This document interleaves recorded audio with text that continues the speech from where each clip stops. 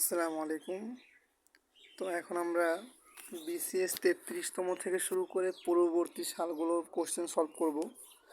তো শ্রীলঙ্কার মুদ্রার নাম কি? কোশ্চেন আছে এখানে। এটা হচ্ছে রুপি। শ্রীলঙ্কার মুদ্রার নাম হলো রুপি।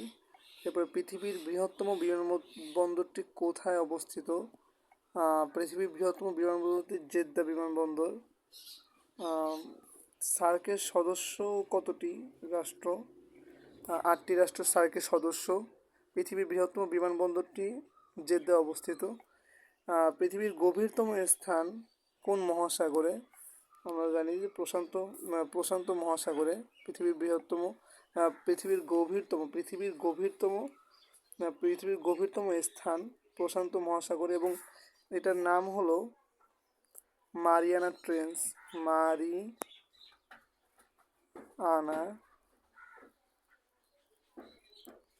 ট্রেঞ্চ এভাবে লিখি বানান, যদিও অময় হবে। যাই হোক, তাহলে মারিয়ানা ট্রেঞ্চ হলো গভীরতম স্থান। আর গভীরতম হ্রদ কোনটি? গভীরতম হ্রদ হলো বৈকাল হ্রদ। গভীরতম স্থান হলো মারিয়ানা ট্রেঞ্চ, প্রশান্ত মহাসাগরে এটার অবস্থান। বিশেষ 32তম বিসিএসে আসছে এবার। জনসংখ্যার ভিত্তিতে বৃহত্তর মুসলিম রাষ্ট্র কোনটি? ইন্দোনেশিয়া জনসংখ্যার ভিত্তিতে বৃহত্তর মুসলিম রাষ্ট্র। রেড ক্রসের সদর দপ্তর জেনেভায়। এটা সহজ ছিল অনেক কোশ্চেন। এবার জুলিয়াস সিজার কেন বিখ্যাত? জুলিয়াস সিজার আমরা জানি, জুলিয়াস সিজার একজন রোমান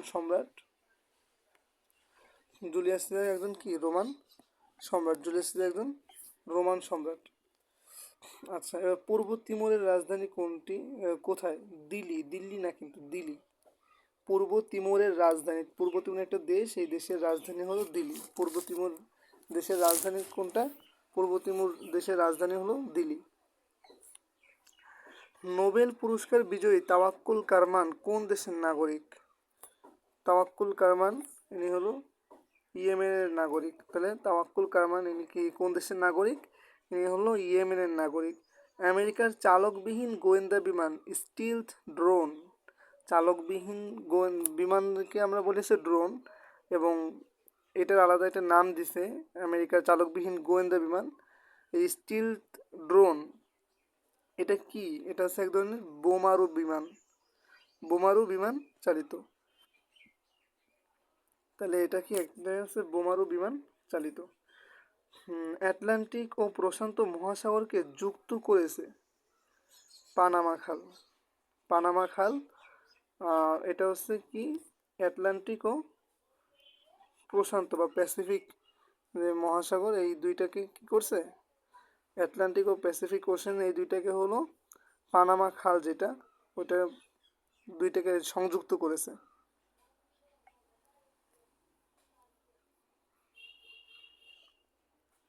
পানামা খালের কিন্তু জায়গাটা খুবই ছোট, সরু।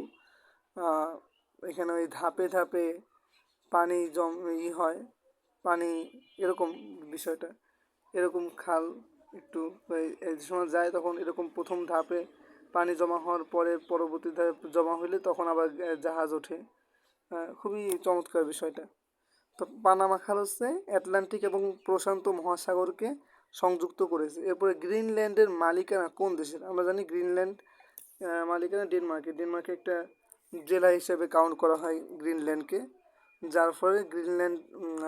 যার ফলে ডেনমার্কের আয়তন অনেক, আয়তনের দিক থেকে ডেনমার্ক খুব এগিয়ে এই গ্রিনল্যান্ডের মালিকানা থাকার কারণে।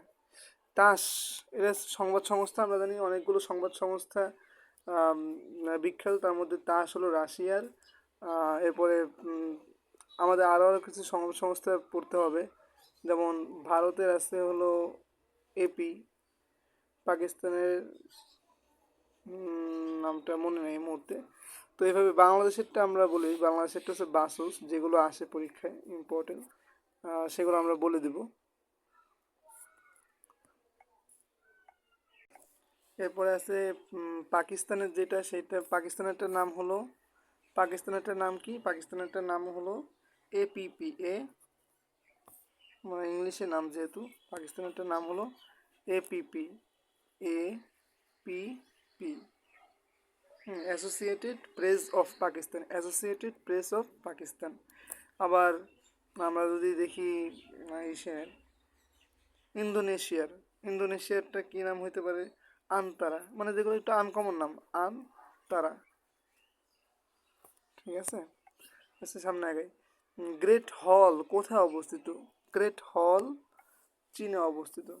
গ্রেট হল চীনে অবস্থিত। গ্রেট হল কোথায়? চীনে অবস্থিত। তারপরে হাজার হ্রদের দেশ কোনটি? ফিনল্যান্ড। ফিনল্যান্ডকে বলা হয় কি? ফিনল্যান্ডকে বলা হয় হাজার হ্রদের দেশ। ফিনল্যান্ডকে বলা হয় কি? ফিনল্যান্ডকে বলা হয় হাজার হ্রদের দেশ। ফিনল্যান্ডকে কি বলা হয়? হাজার হ্রদের দেশ। আচ্ছা, এরপরে আছে হারারের পূর্ব নাম কি? সল্সবেরি। হারারে কিন্তু জিম্বাবুয়ে। কোথায়? জিম্বাবুয়ে। ঠিক আছে, জিম্বাবুয়ে, সেখানে আছে হারারে। এর পূর্ব নাম ছিল হচ্ছে সল্সবেরি। এর পূর্ব নাম ছিল কি? সল্সবেরি। আচ্ছা,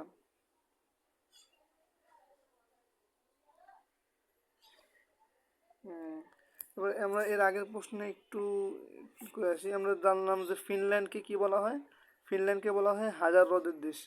নরওয়ে যেটা, এই নরওয়েকে কি বলা হয়? নরওয়েকে বলা হয় নিশীথ সূর্যের দেশ। নিশীথ, নি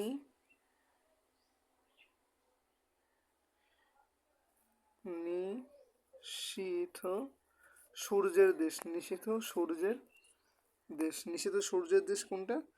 নরওয়ে। নিশীথ সূর্যের দেশ কোনটা?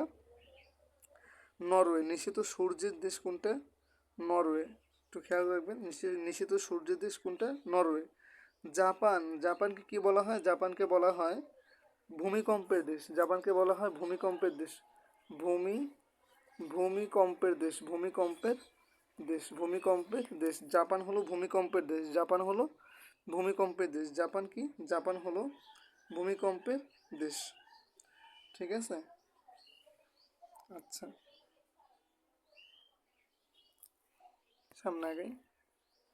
ফরাসি বিপ্লব কবে সংগঠিত হয়? আমরা জানি 1800 শতকে। 1800 শতকে ফরাসি বিপ্লব সংগঠিত হয়। তাহলে তার মানে 1789। আমরা 1800 শতক বলতে বুঝে আছি 1701 থেকে 1799। এটা হচ্ছে 1800 শতক। আসছে 1800 শতক, 18 শতাব্দী। এইখানে কি হয়? ফরাসি বিপ্লব হয় কত? 1789। 1789 খ্রিস্টাব্দে। 1789 খ্রিস্টাব্দে ফরাসি বিপ্লব সংগঠিত হয়। কার্ল কার্ল মার্কস কোন দেশে মৃত্যুবরণ করেন? কার্ল মার্কস মৃত্যুবরণ করেন হলো যুক্তরাজ্যে তথা ইউকে, ইংল্যান্ডে। ইউকে বা ইংল্যান্ডে। কার্ল মার্কস কোথায় মৃত্যুবরণ করেন? কার্ল মার্কস মৃত্যুবরণ করেন যুক্তরাজ্যে। কার্ল মার্কস মৃত্যুবরণ করেন কোথায়? যুক্তরাজ্যে। আফগানিস্তানের শেষ বাদশাকে? জহির শাহ। আফগানিস্তানের শেষ বাদশাহ জহির শাহ। আফগানিস্তানের শেষ বাদশাহ জহির শাহ। স্বাধীন ফিলিস্তিন রাষ্ট্রকে সর্বপ্রথম কোন দেশে? ভেরি ইম্পর্টেন্ট, আসতে পারে, যেহেতু রিসেন্ট ইয়ারের ফিলিস্তিন নিয়ে অনেক কথা, অনেক আলোচনার টপিক, সেই কারণে ফিলিস্তিন রাষ্ট্রকে সর্বপ্রথম স্বীকৃতি দেয় কোন দেশ? আলজেরিয়া। আলজেরিয়া সর্বপ্রথম কাকে? ফিলিস্তিনকে স্বীকৃতি দান করে। লাইন অফ কন্ট্রোল কোন দুটি দেশের মধ্যে সীমারেখা চিহ্নিত করে? লাইন অফ কন্ট্রোল এটা হচ্ছে ভারত ও পাকিস্তানের ভিতরে সীমারেখা চিহ্নিত করে। সীমারেখা চিহ্নিত করে ভারত ও পাকিস্তানের মধ্যে লাইন অফ কন্ট্রোল। আমরা কিছু লাইন শিখে নিব, যেমন তারপরে যেমন এই বললাম ভারত পাকিস্তানের মধ্যে একটা তো আছে লাইন অফ কন্ট্রোল। তারপরে আরেকটা আছে রেড ক্লিফ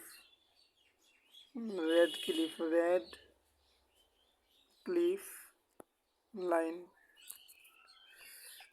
মধ্য আমেরিকার কোন দেশে স্থায়ী সেনাবাহিনী নেই? মধ্য আমেরিকার কোস্টারিয়াতে কোনো সেনাবাহিনী নেই, স্থায়ী সেনাবাহিনী নেই। মধ্য আমেরিকার একটা দেশ কোস্টারিকা, সেখানে কোনো স্থায়ী সেনাবাহিনী নেই।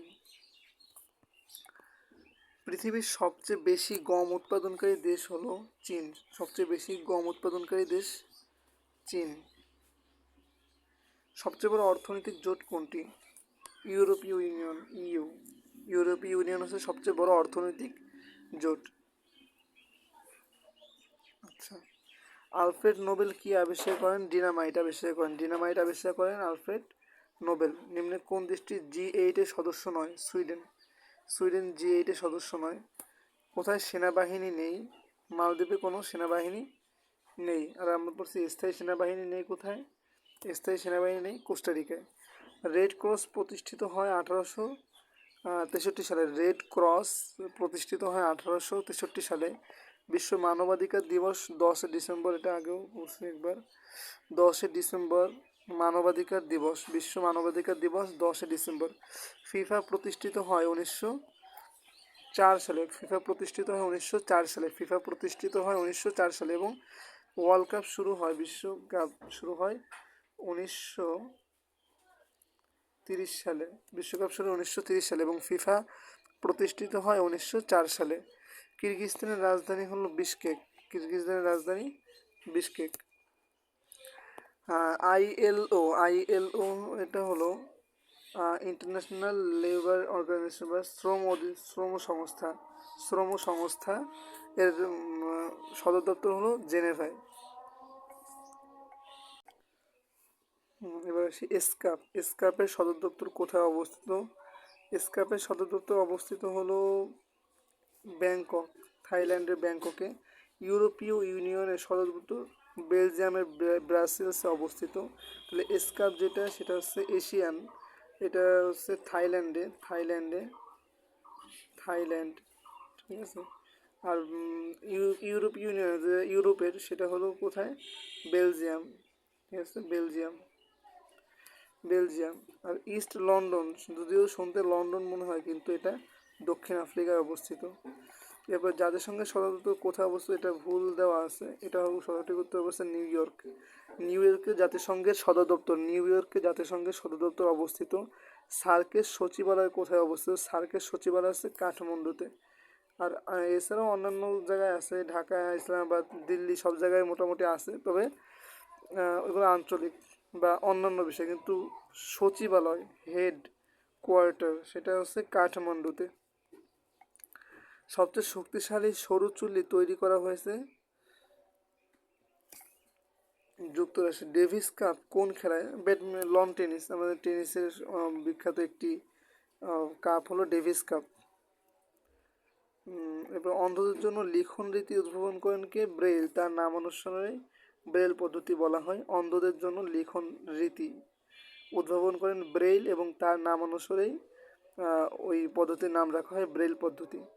খাদ্য ও কৃষি সংস্থার প্রধান কার্যালয় আছে রোম। আমরা এর আগের ভিডিওতে বলছিলাম যে রোম, রোম মনে রাখতে পারি কীভাবে? আর এ রোম, আর এ রাইস বা খাদ্য, ঠিক আছে, রোম রাইস, এভাবে মনে রাখা যায়। আচ্ছা, যুক্তরাষ্ট্রের সিনেটের মোট আসন সংখ্যা কতটি? 100টি। সিনেট মানে এটা হচ্ছে যুক্তরাষ্ট্রের উচ্চ কক্ষ, এটা হচ্ছে সিনেট হলো উচ্চ কক্ষ, উচ্চ কক্ষ, উচ্চ কক্ষ।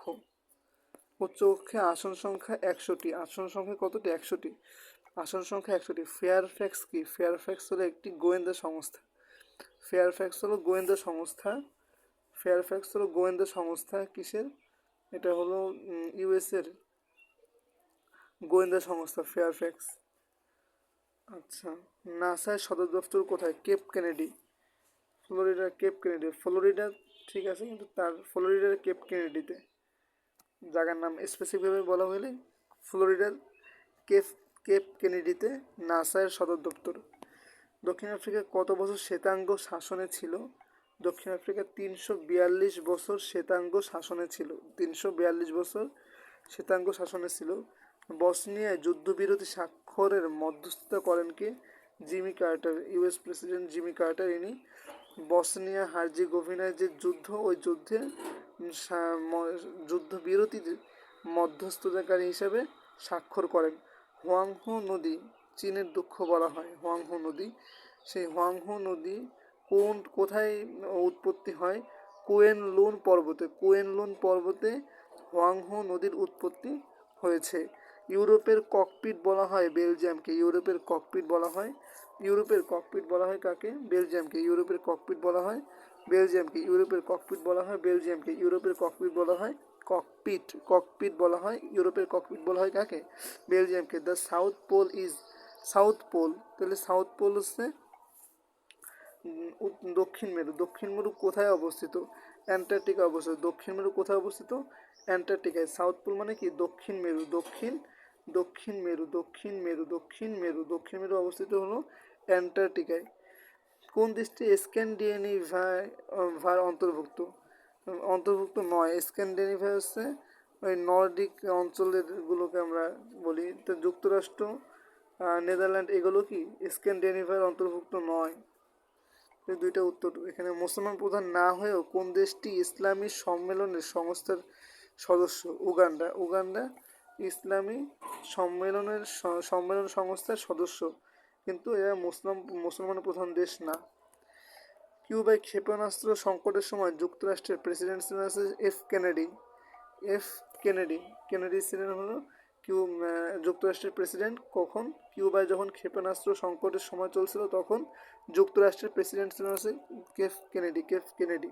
মার্কিন যুক্তরাষ্ট্রের কোন প্রেসিডেন্ট 12 বছর ক্ষমতায় অধিষ্ঠিত ছিলেন? তাহলে 12 বছর ক্ষমতায় অধিষ্ঠিত ছিলেন হচ্ছে রুজভেল্ট, যিনি ইউএন বা ইউনাইটেড নেশনের নামকরণ করেন। ভারতীয় লোকসভার নির্বাচিত সদস্য সংখ্যা হলো 543 জন। এরপরে মহিলারা সর্বপ্রথম ভোটাধিকার লাভ করে, মহিলারা সর্বপ্রথম ভোটাধিকার লাভ করেছে নিউজিল্যান্ডে।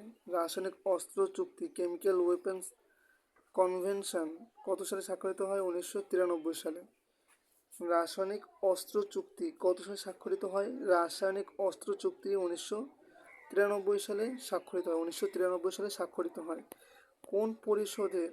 কোন পরিষদের সুপারিশক্রমে জাতিসংঘে নতুন সদস্য গ্রহণ করা হয়? নিরাপত্তা পরিষদের। নিরাপত্তা পরিষদের সুপারিশক্রমে, নিরাপত্তা পরিষদ, এতে 5টি, মানে P5 দিয়ে এটা P5 বলা হয়। নিরাপত্তা পরিষদের 5টি রাষ্ট্রকে আমরা পড়ছিলাম যে এফবিআরইউসি, ফ্রান্স, ব্রিটেন, রাশিয়া, ইউএসএ এবং তৃতীয় প্রশ্ন হচ্ছে কানাডা। এরা হলো P5 বা নিরাপত্তা পরিষদ। এই নিরাপত্তা পরিষদের সুপারিশক্রমে জাতিসংঘ, কানাডা না, China, China, RUCH, China, China, এদের সুপারিশক্রমে জাতিসংঘের নতুন সদস্য গ্রহণ করা হয়। তাহলে নিরাপত্তা পরিষদের সুপারিশক্রমে জাতিসংঘের নতুন সদস্য কী করা হয়? নতুন সদস্য গ্রহণ করা হয়।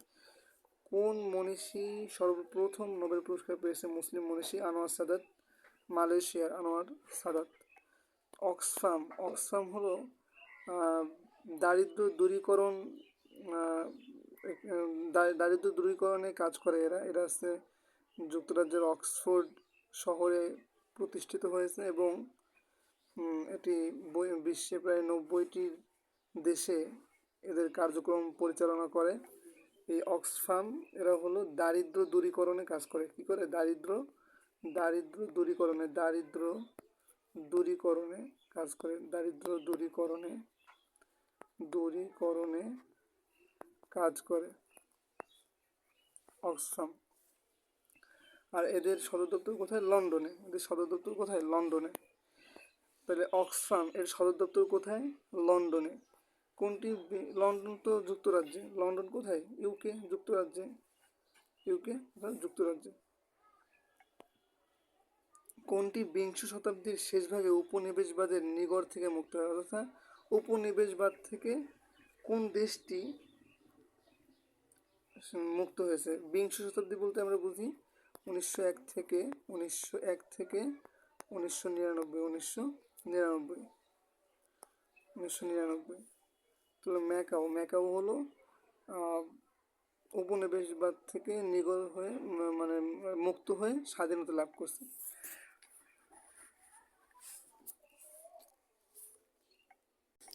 এখানে ম্যাকাওর যে বিষয়টা আগে বললাম, এটা কিন্তু খুব ইন্টারেস্টিং। ম্যাকাও কিন্তু উপনিবেশবাদ থেকে মুক্ত হয়। এরা কিন্তু কখনো স্বাধীনতা অর্জন করেনি, এখনও চীনের অধীনে, এরা হচ্ছে চীনের অধীনে। এবং এদের এক দেশ এক দেশ দুই নীতি, এক দেশ দুই নীতি, এই এক দেশ দুই নীতির ভিত্তিতে ম্যাকাও দেশটি এখনও পরিচালিত হয়। এবং 1640 সাল থেকে কিন্তু 1640 সাল থেকে পর্তুগিজরা শাসন করছে। পর্তুগিজ কিন্তু 1999 সালে পর্তুগিজরা চীনের কাছে এটা রেখে যায়। তারা উপনিবেশ থেকে মুক্ত করে চীনের কাছে দিয়ে যায়। এখনও চীনের কাছে আছে। এবং এক দেশ দুই নীতি, অর্থাৎ অর্থনৈতিকভাবে ম্যাকাওর স্বায়ত্ত শাসন চলে, কিন্তু চীনের সাথে ম্যাকাও এখনও চীনের একটি অঞ্চল হিসেবে কাউন্ট করা হয়। আচ্ছা, এরপরে আমরা আসি, নিচের কোন চুক্তিটি যুক্তরাষ্ট্রের সিনেটে অনুমোদিত হয়নি? সল্ট 2 চুক্তি। এ বিষয়ে ওরকম মুখস্থ করতে হবে এটা। এরপরে হলো অ্যামনেস্টি ইন্টারন্যাশনাল কত সালে নোবেল পুরস্কার শান্তি লাভ করে? নোবেল শান্তি পুরস্কার লাভ করে অ্যামনেস্টি ইন্টারন্যাশনাল 1977 সালে অ্যামনেস্টি ইন্টারন্যাশনাল নোবেল পুরস্কার লাভ করে। স্টার টু হলো কৌশলগত অস্ত্র হ্রাস চুক্তি। স্টার টু হলো কৌশলগত অস্ত্র হ্রাস চুক্তি। অ্যামনেস্টি ইন্টারন্যাশনাল শান্তিতে নোবেল পুরস্কার লাভ করে 1977 সালে। স্টার টু হলো কৌশলগত অস্ত্র চুক্তি। নাসাউ হলো বাহামা দ্বীপপুঞ্জের রাজধানী। জাপানের পার্লামেন্টের নাম হলো ডায়েট। এটা আগেও একবার পড়া হয়েছে যে জাপানের মানুষজন খুবই স্বাস্থ্য সচেতন, সেজন্য তাদের পার্লামেন্টের নাম হলো ডায়েট। এভাবে মনে রাখা যায়। শান্তির জন্য মুসলিম প্রথম কোন মহিলা নোবেল পুরস্কার পান? শিরিন এবাদি। শান্তির জন্য নোবেল পুরস্কার পান মুসলিম মহিলা। আটলান্টিক সনদে যুক্তরাষ্ট্র ও ব্রিটিশের পক্ষে স্বাক্ষর করেন রুজভেল্ট এবং চার্চিল। যুক্তরাষ্ট্রের পক্ষে রুজভেল্ট, ব্রিটিশদের পক্ষে চার্চিল। ইনি হলো আটলান্টিক সনদে যুক্তরাষ্ট্র এবং ব্রিটিশের পক্ষে স্বাক্ষর করেন তারা।